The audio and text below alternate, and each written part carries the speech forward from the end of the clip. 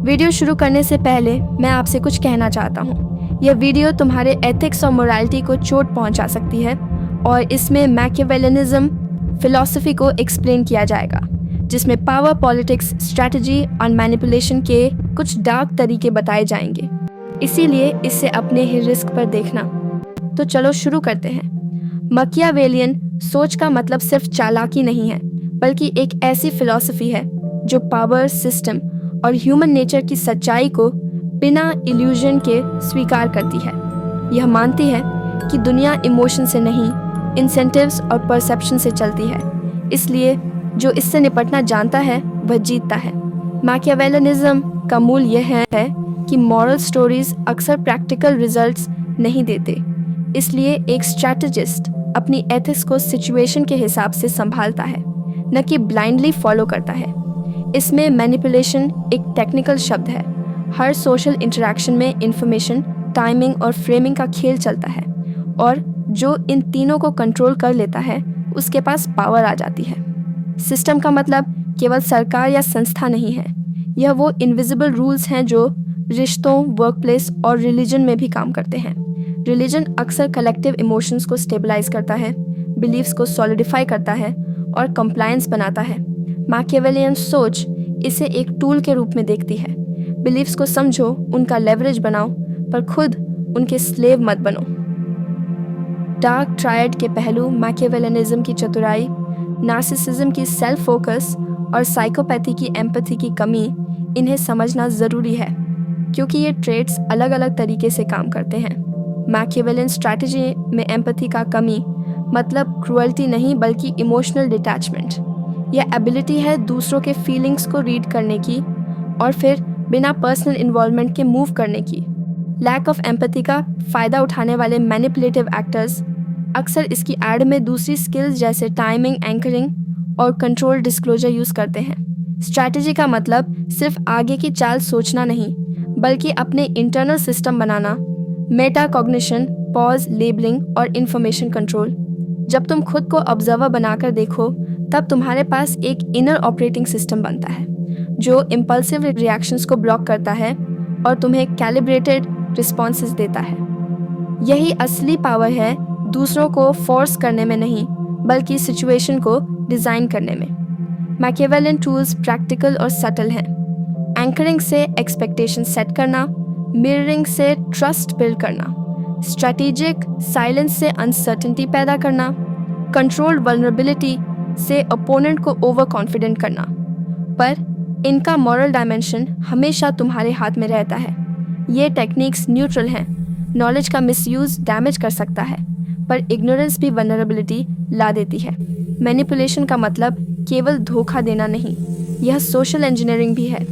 किसी नेगोशिएशन को फ्रेम करना, किसी आर्ग्यूमेंट का इमोशनल बैलेंस बदलना, या किसी सिस्टम की इंसेंटिव्स को रीएडजस्ट करना ताकि आउटकम्स तुम्हारे फेवर में चले।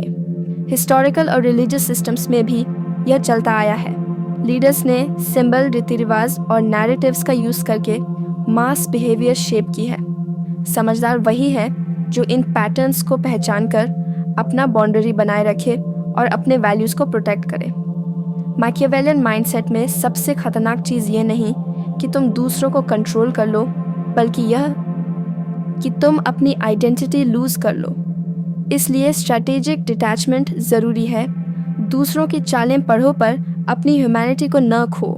डार्क साइकोलॉजी की बातें आकर्षक लगती हैं, पर असली स्किल यह है कि तुम कौन बनना चाहते हो, प्रेडेटर या आर्किटेक्ट।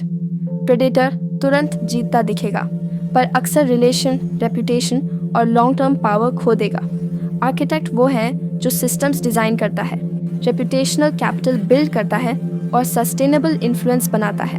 प्रैक्टिकल तौर पर रोज़मर्रा की ज़िंदगी में ये मतलब रखता है: pause before reply, name the emotion before acting, control information you share, set anchors in conversations, use silence deliberately and design commitment devices to stop impulsive moves.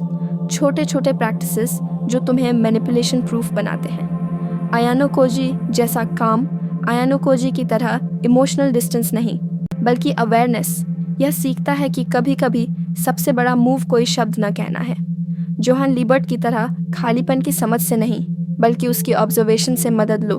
Freud की आइसबर्ग की तरह सरफेस पर जो दिखता है वह छोटा है, नीचे की जड़ें, ट्रॉमा, डिज़ायर, इनसिक्योरिटी असली ड्राइवर्स हैं। याद रखना, नॉलेज डेंजरस भी हो सकती है और प्रोटेक्टिव भी। इसलिए मैं जो बता रहा हूँ वह सिर्फ सेल्फ एजुकेशन और सेल्फ प्रोटेक्शन के लिए है। इन टेक्निक्स का उद्देश्य किसी को चोट पहुँचाना नहीं, बल्कि तुम्हें अपनी ऑटोनॉमी, डिसीजन क्वालिटी और लॉन्ग टर्म इन्फ्लुएंस बढ़ाने में मदद करना है। मिसयूज़ की जिम्मेदारी यूज़र की होगी, इसलिए एथिक्स और रिस्ट्रेंट कभी हाथ से न जाने दो।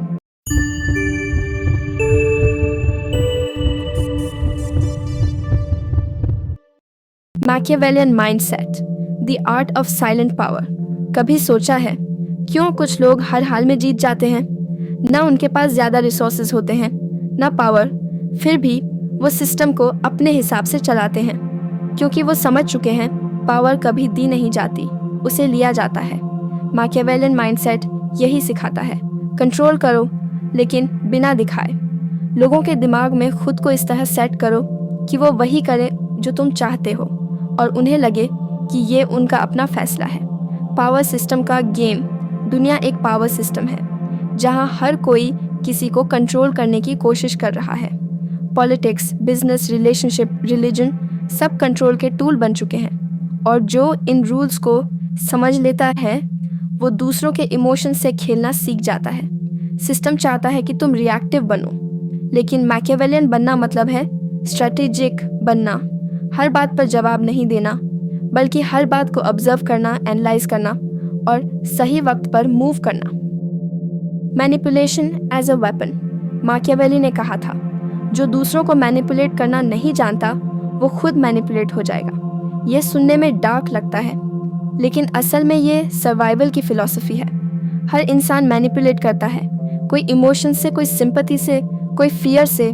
मैकियावेलियन बस इतना करता है कि वो इस खेल को पहचान लेता है और इसे अपने फेवर में मोड़ देता है। तुम किसी को ओपन वॉर में नहीं हराते, बल्कि उनके दिमाग में डाउट पैदा करके जीतते हो। और यही है डार्क साइकोलॉजी का सबसे खतरनाक skill, perception control. The art of emotional detachment. Machiavellian व्यक्ति इमोशंस को दबाता नहीं, वो उन्हें ऑब्जर्व करता है। क्यों आया, किस वजह से आया, और क्या ये डिसीजन को करप्ट कर रहा है या नहीं। आयानो कोजी की तरह वो हर इमोशन को एक डेटा की तरह एनालाइज करता है।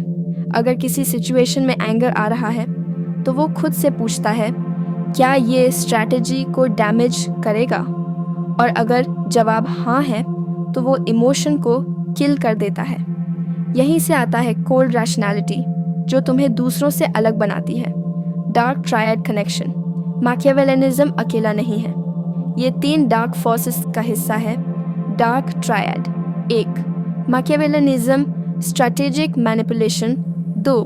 Psychopathy, emotional detachment. 3. Narcissism, self importance और चार्म।